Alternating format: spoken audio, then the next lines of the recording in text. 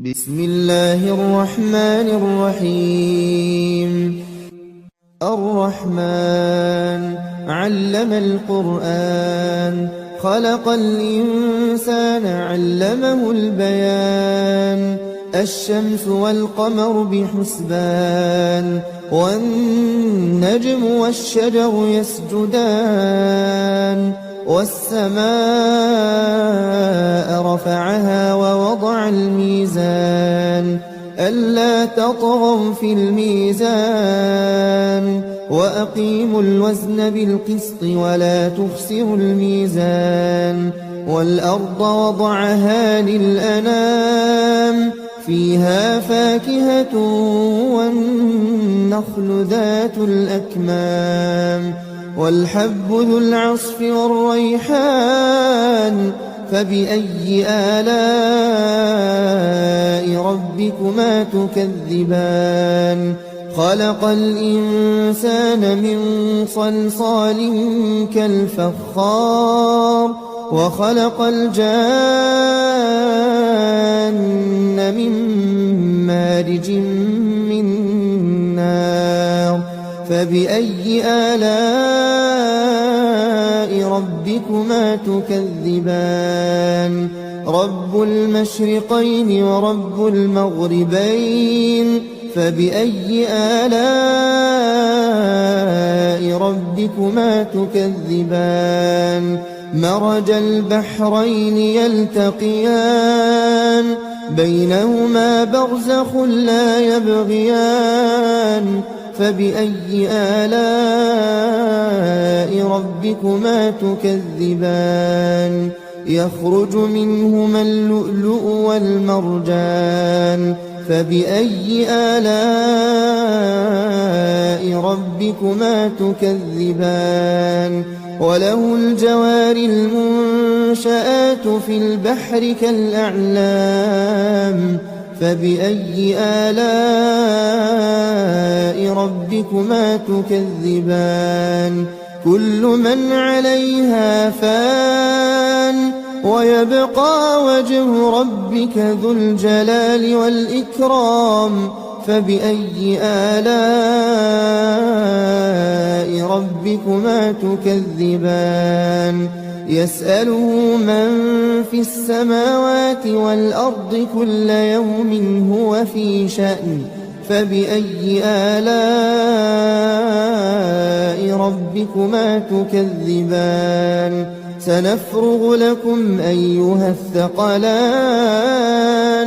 فبأي آلاء ربكما تكذبان. يا معشر الجن والإنس إن استطعتم أن تنفذوا من أقطار السماوات والأرض فانفذوا، لا تنفذون إلا بسلطان. فبأي آلاء ربكما تكذبان. يرسل عليكما شواظ من نار ونحاس فلا تنتصران. فبأي آلاء ربكما تكذبان. فإذا انشقت السماء فكانت وردة كالدهان. فبأي آلاء ربكما تكذبان. فيومئذ لا يسأل عن ذنبه إنس ولا جان. فبأي آلاء ربكما تكذبان. يعرف المجرمون بسيماهم فيؤخذ بالنواصي والأقدام. فبأي آلاء ربكما تكذبان.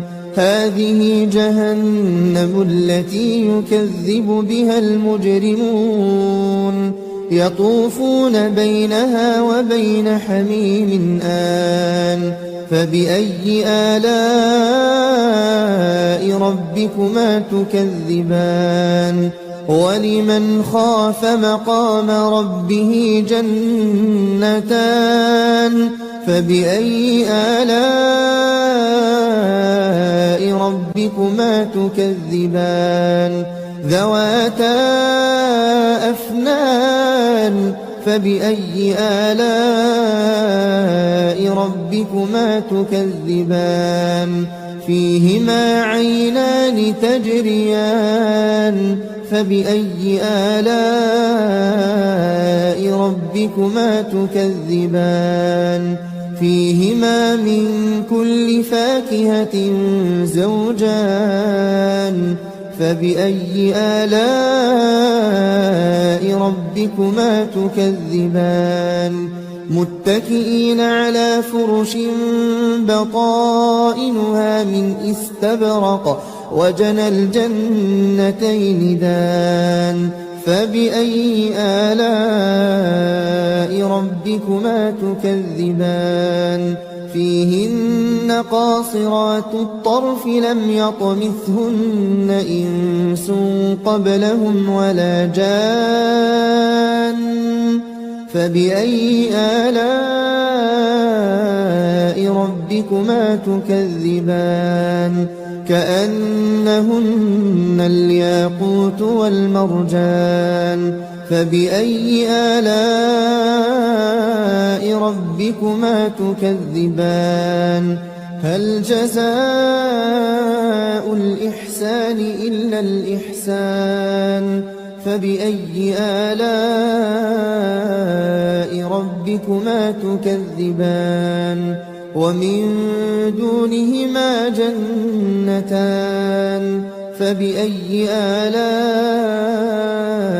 ربكما تكذبان مدهامتان